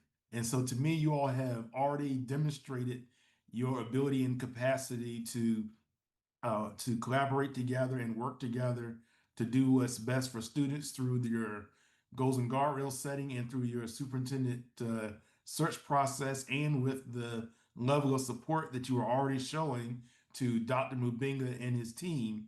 And so this is an opportunity to build upon that foundation, pass that baton, and continue to see the work that you all have established grow as you move into the new calendar year while you're in the existing school year. So with that having been said, I'm going to start with the implementation timeline. And let's see if I can bring up the right document here. So I've shared this with you all yesterday. It's something that Leslie and I and Cindy have worked on and collaborated on. It's a result of feedback that we've received from you all, as well as work that has been underway. I'm very mindful of the discussion that you had as a team as you made the decision to enter into this 2-year agreement with the council for continuing coaching. And one of the things that I heard during your discussion about the adoption of the PSA, the professional services agreement that we have entered into with you, is being able to genuinely show your progress, and also being able to work at a certain level of speed toward achieving what it is that you say you want to achieve for your students. So this is an implementation timeline, and going back to the reason why the board voting on this is yours. So we want you to own this. We are your coaches and your support team to help you achieve the goals that you have established for the outcomes that you want for your students. But this is something that really would belong to you, and we would be working with you along the way to accomplish what the board has put together. In the same spirit of building upon strengths and what I mentioned earlier in terms of your focus and collaboration during the superintendent search, excuse me, the speed with which these goals can be accomplished, the speed with which these items can be accomplished, really are centered around the ownership and the collaboration that you all have as a team. I was thinking earlier, if any of you have had the experience of driving along and have a tire go flat, or watching somebody drive on a flat tire, you can still get to your destination on 3 tires, but you can get there so much more effectively and faster if you have 4 effective tires that are working together as a team to get to the place that you want to get to. So in our implementation timeline, or in the implementation timeline that I'm presenting with you, I'm not going to go through every single page, but I do want to start with the overview. So we have obviously provided a link to your goals and guardrails. We know that you have adopted those goals and guardrails. At one of your last work sessions, you all were having conversations about the, whether or not goals are SMART and as part of the superintendent's evaluation process and interim goals. Well, I just want to reiterate that Dr. Mubinga and his team are working on those interim goals, as you all have outlined and identified. And even this week, our senior coach, Cindy Ellsburn, will be there continuing to work with Dr. Mubinga and his team on any supports that they need around those interim goals and interim guardrails. We're using the same areas of focus as you would have in your implementation framework, student outcome focused framework, looking at vision and goals. So again, we're just highlighting again the fact that you do have Dr. Mabenga and in place, and he, through his analysis and assessment of the interim goals, will bring forward alignment and effective strategies to accomplish that. We'll provide support for that. Likewise, with values and guardrails, and including that in those guardrails will be the board's own guardrails. You know, what is it about the board's own actions and behaviors as part of this continuing improvement process that we can continue to support, so that there's alignment between what the board says in terms of wanting to be student outcome focused and what the board does in terms of actually being student outcome focused. Monitoring accountability, each of you understand the importance of driving towards the goal that the board is spending at least 50% of its time on improving student outcomes or monitoring student outcomes. Continuing the conversation around what actually is board work and superintendent work, what it means to be doing owner service versus customer service. Already mentioned the evaluation of the superintendent in that process. And then also moving towards that, as we'll continue to work with you on your monitoring reports and your monitoring sessions, and being able to evaluate yourselves on your progress of how effective you are in your monitoring, moving towards having the majority of those sessions rated as effective or highly effective. Providing support with redesigning the board's meeting agenda, as well as the board's calendar, so that you can achieve your focus. Part of the feedback that we've heard and I also observed during the last work session, you know, questions around what's on the agenda. The agenda is the board's agenda. How does everyone make sure that they understand what's on the agenda and how things get on the agenda and can become prepared to be successful? And then likewise, I learned that there's quite a bit of work that has already been put in and led by members of the board around your policy manual. That also ties into the board operating procedures. But we want to be able to build upon all the work that's already taken place, and over the next couple of years, really get you to the point where you've completed that board's policy diet, having your board's policy manual and operating procedures, and guiding yourselves accordingly. I've already mentioned the board operating procedures. I'll come back to that momentarily. Continuing to review your committee structure. So in essence, I guess it's part of this work session, it's part of some committees. You know, one of the questions that I've heard and observed is, you know, how do certain committees exist? How do they get formed? What gets on them? What's their role in terms of being able to provide information back to the full board? Because ultimately, it's the full board that takes action. So we'll have an opportunity to dive into that, even to the extent of who's on the committee, and from an administrative perspective, who attends the meeting. You know, I'm on this work session with you now. There's several individuals on here, but one of the things as we work with you on not only looking at how the board uses its time, but also how the board uses resources that are dedicated and supported to the board work. So it could very well be the case that even in sessions like this, that if you have a large number of the superintendent's team present at your meetings, maybe they're all needed, maybe they're not all needed, but that'll be part of that analysis, because you want to make sure that every resource, every human resource that you want dedicated to outcomes of students is maximized. And they may or may not be in the case if a lot of staff time is being devoted to supporting the board versus being in a place to support the initiatives that the superintendent needs for achieving the goals that you have established for outcomes for students. Continuous improvement, all of this is about continuous improvement. The board is setting the tone for the entire school district about continuous improvement.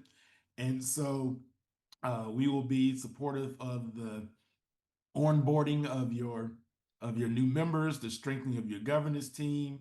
I mentioned earlier, tracking the estimated cost of staff time invested in governance. It was just mentioned earlier about recognition. So to the extent that the board is recognizing your student success and the great work that you're doing, how do you align that success or that honor roll with the goals and guardrails and interim goals that the board has established? And you all can read all of that for yourselves. For the sake of time, the other piece I just want to give focus on is there's establishment of some baseline scores. So there are three primary metrics that we'll be evaluating our success around the implementation timeline and ask you to evaluate your own success. So we've set goals of, I just use 0% for all of the baseline metrics of where we are today. That may be adjusted, but we didn't have time to be able to get you to do another quarterly self-evaluation prior to the end of this calendar year. So I began with 0% as your operating baseline, but the intent is over the next 2 years, working with us through this agreement, through this timeline, that we'll get to at least 50% around time use evaluation, 80% around effective monitoring evaluation, and 60% with still the opportunity to get to 80% around your quarterly self-eval. Intentionally, I used June as the 60% mark, but that would still leave additional quarters to get to the 80% mark. But I at least wanted to get to the point where being able to get to 60 would provide that launch pad to make that last exponential growth in the last couple of quarters of the PSA. And because this is a continuing effort, I already went in and started to update status on what's been done through November and to some extent into December.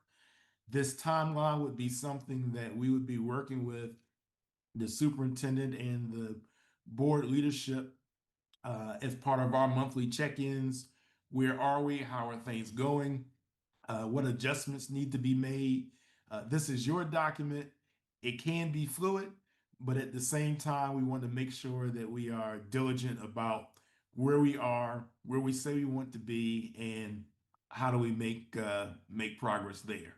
So my ask with this is if you would review it, take some additional time, be able to provide some feedback to the board president and the leadership, and see if we can get to the point where if there are any additional thoughts or questions or concerns, we can address those towards having this as an agenda item for your business meeting. It'd be great if it ended up on consent, but in any event, if it can end up on your business meeting that's coming up later in the month, I think it's next week, we like to have this board to adopt this timeline because of your knowledge and understanding of what's been happening, and use this as a baton that you're passing on, or a foundation that you're providing to your upcoming board that they can build upon and move forward. So I'll pause there before I touch on the operating procedures, Mr. Vice President, to see if there are any questions or comments or concerns at all with the draft implementation timeline. All right, thank you, Rodney.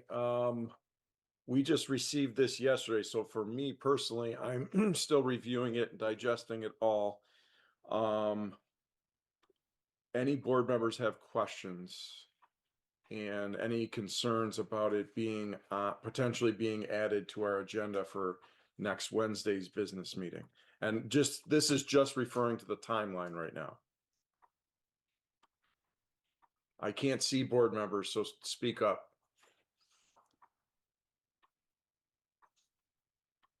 I have a concern for the new board members.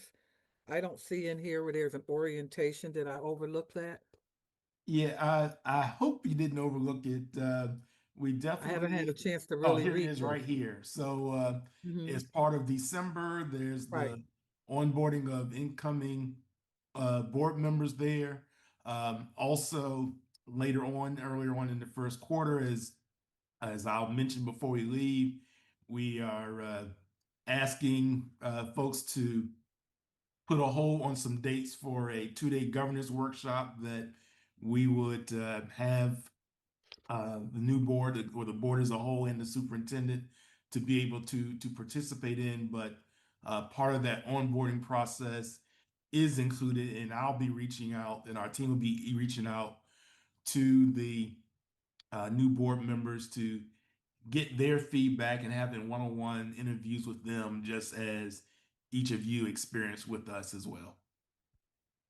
Okay, so when I read that as in December of 2025, onboarding of incoming board members began, um, I just automatically assumed that it was what the district was doing, not what you were doing. And Well, so, our intent is to work in collaboration with the district. So there's a piece where um, this is referring to us as the coaching team being able to reach out to them. Uh, you know that many of you attended back in August, and I believe also prior, where we had the workshop for candidates. And so I know some of them attended because you all made sure that some of them attended.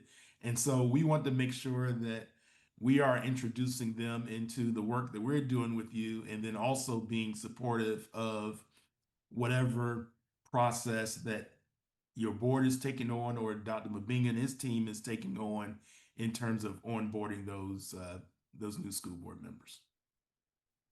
and so you said in the January that the board adopts the implementation timeline. You're saying you want it to be moved up? I'm confused. Yeah, I'm thank you for catching that. So our intent is for it to for this board to take that action. Um, what the months are indicating is that we would have these in each month. We would have those things accomplished by that time. But yes, the intent is for that to be adopted in December. So I will thank you for noting that. And so who making this? You and Cindy, and was the president involved in any of this? So Not we had, not Cindy McEcken. I'm sorry. Cindy's it's a different Cindy, right? Oh yeah, Cindy Ellsburn with the Council Cindy of Greats and Ellsworth. Schools. Okay. Yeah. So did you involve okay, that's makes me feel a little better. Was the president involved in this? So if you recall, as part of the adoption of the PSA, we are required to bring back to the board within a 90-day period a recommendation uh, on the implementation timeline. So as I shared from the beginning, this is not something that we did with just say the president of the board. These are our recommendations based upon the work that's already been done and the conversation that we've had um, with each of you or heard from you over time. So no, it's not something that we developed in direct collaboration with President Evans Brown, but it is something that we're bringing to the board as a whole at this time. Okay, I understand that, but I want to be clear about something. Okay. Um, when you are president of an organization, there is certain protocols, in my opinion, that should happen. And just this, even if you were going to present it, there still should have been a conversation with the president of the board. Okay, what I'm very serious about is making sure that the positions are respected in this district. Okay, you don't have to respect the person, but the position. And so I caution you in moving forward because I'm not going to be on the board and I'll be looking from afar and I'll be unabridged at that point. Okay, with my opinion and things like that. That out of courtesy to the president, that conversations are had and she's kept it or he are kept in the loop. Okay. I don't know how you do it other places, but this is Buffalo, New York. And this is how we would expect the president to be considered in regards to this. So it's not to undermine anything you're doing. It's just to say, out of courtesy, if you're coming into this district, that you have conversations with the president. Yeah. That's all I would appreciate. And you don't have to comment on it, but that's what I No, appreciate. I will comment only to say that I agree with you, and as part of that, it has been the effort to share with your board president and the leadership team and the superintendent during the meetings that we've been having with them, what we're working on, what's upcoming, um, and I'm not going to ask uh, President Evans Brown to speak on it at this time, but I can assure you that uh, every effort is being made to make sure that that I'll speak for myself, that I am communicating with her just as I reached out to her to get her consent to be able to bring this forward with you today. Yeah, but you didn't say that. You didn't say that originally. Yeah, well, Okay, had you okay. said that originally, I wouldn't have had to go into that dissertation. Okay, Yes, ma'am. that you had Yes, reached out to the president. I just want to be yes, clear. yes, Okay, you're yes. being invited into our home and you come into my door. There's certain things that we would expect, and as a lead, as a board member who sat here for almost 15 years, that is standard protocol.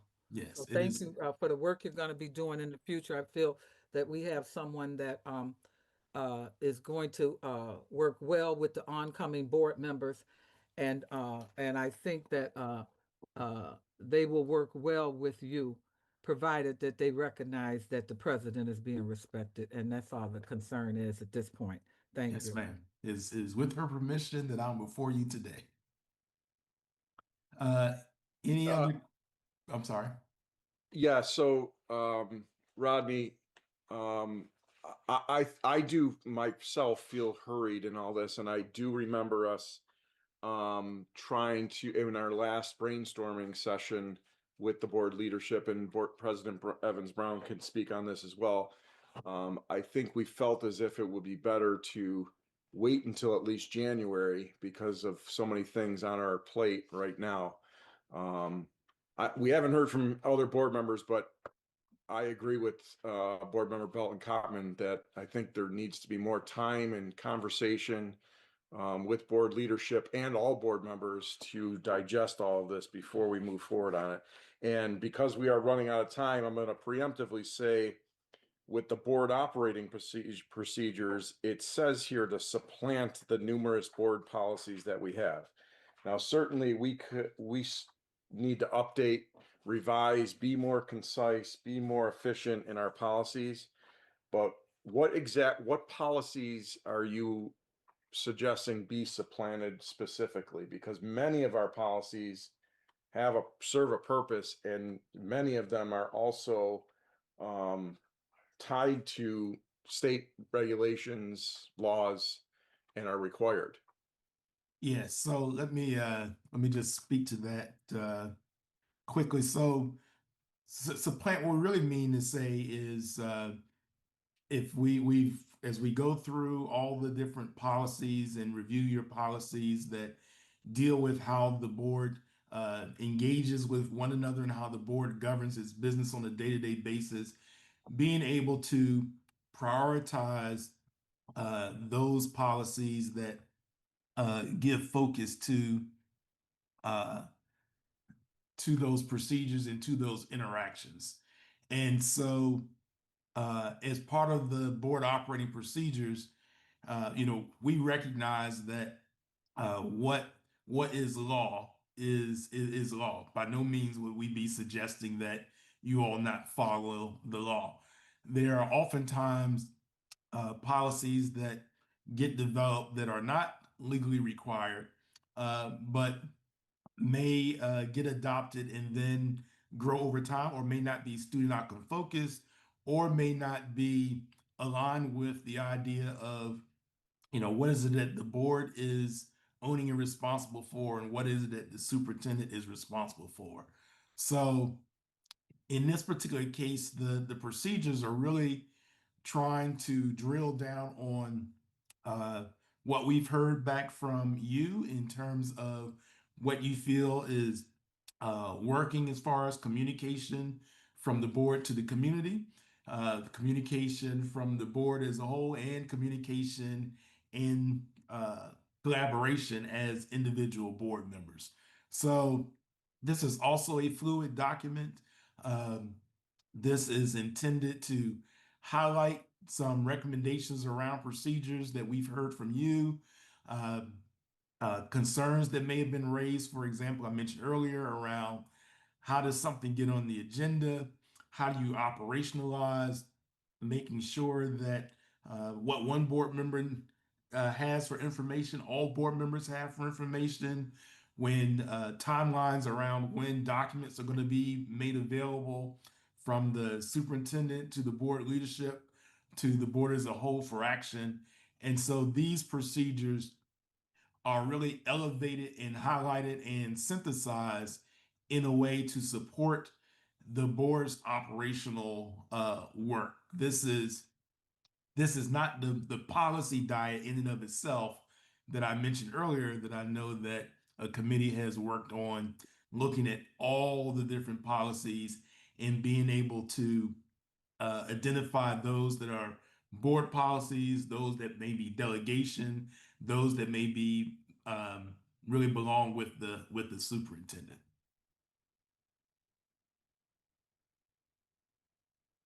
So I have a question here, Chair. The Yes, operating procedures in the past have been delegated to BOCES, who is uh the state appointed arm of the superintendent. I mean the commissioner, I'm sorry, not the superintendent, the commissioner of education.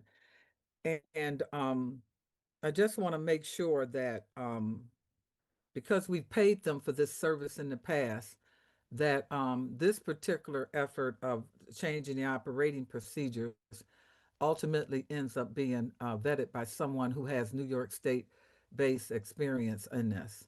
And so I just want to caution that, because we've paid in the past, when before Darren Brown left, he did a complete, had BOCES come through and do a complete uh, sweep of our policies and operating procedures. And I just want to make sure that the board is aware that that happened.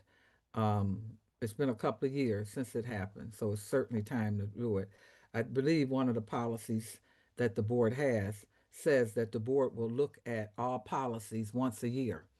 That is in the guidelines. And so, yeah, so I understand, appreciate the work that's being done, but this is New York State, and there have been certain protocols that have been set up on the state level in regards to operating procedures and stuff. So let's make sure we double protect ourselves with that. That's all my concern would be. Thank you. thank you, Sharon, Board do Member you have Beltran. those? Do you have those they're board operating procedures, or are they district operating procedures? In the policies, if you read Like what these policy, are, what Rodney's proposing and what they've put together is specific operating procedures for us, for the board, correct, Rodney? That's correct. That's not for the district. It's not related Right. to operations. So I'm wondering, because I don't know if I've seen the document you're talking about. One, if you have it, because that would be awesome. I would actually like to see no, it. there's not anything specifically written just like this. However, Oh, in the policies, in the various sections, it talks about the board's responsibility. So if this is going to be an addendum added in or something, but I just want to make sure that we are aware that traditionally the arm of the commissioner is the one who monitors the changing of the policies and the things in New York State. I don't know if you were aware of that. So Okay. yeah, and also I've looked at our policies and then I've been able to glance over the operating procedures here. And many of our policies are addressed in these operating procedures. I'm seeing And that. so it either is replacing language or it's changing language. And so there is a lot of confusion, I think, questions that need to be answered before we move further on anything, because we do have many policies that are govern how we operate as a board, how new board members are seated, the nomination process, how the board clerk operates, how we go to conferences and fund those conferences. There's a variety of policies that oversee our operations. So I think there's a lot more that needs to be explored here, a lot more questions. And because we're over time, I'm going to suggest that we provide feedback through email before we move further on any of these items, unless there's others that feel differently. Larry, the other point with this, that our legal team would also be involved in something of Correct. that nature. Correct. Okay, so make sure of that. But I just be, just be careful because we got to do it right if you're going to do it, and make sure it's thorough. That's all. Well, I appreciate that. And again, from an operating procedures perspective, our intent is to one, to be able to kind of consolidate those around how you operate, uh, be able to make recommendations to you based upon the feedback that we've heard or concerns that you all have raised, and then also make sure, of course, that they align with what it means to be student outcome focused and what lies in the area of the board work and the superintendent work. So I appreciate the feedback. As you can see on the operating procedures, we are asking if there are any additional thoughts or comments to the extent that it's possible. If you can provide some comments and notes back to us through the board president by next Monday, we appreciate that.